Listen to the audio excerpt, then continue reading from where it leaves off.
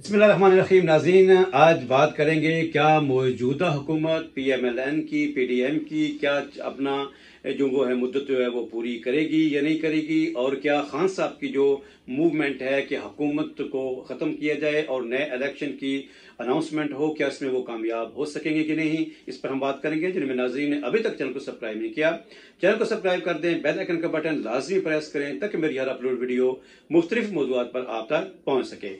तो नाजरीन, इमरान खान साहब जब से हुकूमत से हटे हैं, यकीन जानिए कि दिन रात उन्होंने एक किया हुआ है कि कब ये हुकूमत ख़त्म हो। और अब जबकि ये अनाउंसमेंट भी हो चुकी है और पाकिस्तान मुस्लिम लीग नून के, पाकिस्तान पीपल्स पार्टी के लोग, मौलाना फजल रहमान ग्रुप और जो भी उनके साथ इत्तेहादी हैं, वो ये बिल्कुल अक्सर बातें करते थे कि खान साहब नहीं चाहते कि ये हुकूमत रहे तो वो अपनी पंजाब असम्बली से और KPK की असम्बली से रिज़ाइन कर दें।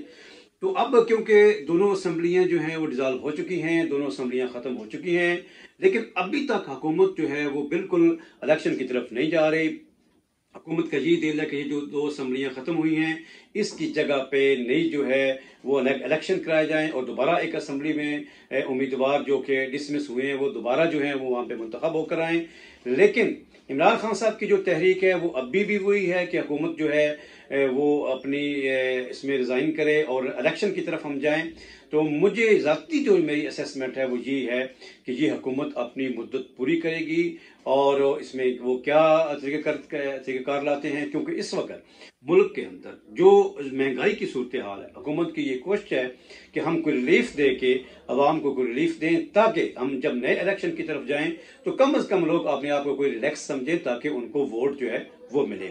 अब आइंदा की सूरत हाल क्या होती है आप भी इसको देखें, मैं भी देखता हूँ, लेकिन वही बात कि इलेक्शन जो है वो बिल्कुल अपने वक्त पर होंगे और ये मुकामी जो हुकूमत जो इस वक्त हमारे पास से जो चल रही है, मुझे उम्मीद है कि ये भी अपना वक्त पूरा करेगी। तो बहरहाल आवाम को तो इन हुकूमतों के तब्दील होने से क्या उनको जो है वो हो सकता है, अगर उनको कोई रिलीफ नहीं मिलता, दुआ है कि अल्लाह करीम इस मुल्क के अंदर अदल व इंसाफ की हुकूमत लाए, ऐसे हुक्मरान हमारे हों जो कि वाकई अवाम के खादम हों। दुआओं के साथ इजाज़त चाहूँगा। अस्सलाम वालेकुम व रहमतुल्लाहि व बरकातहू।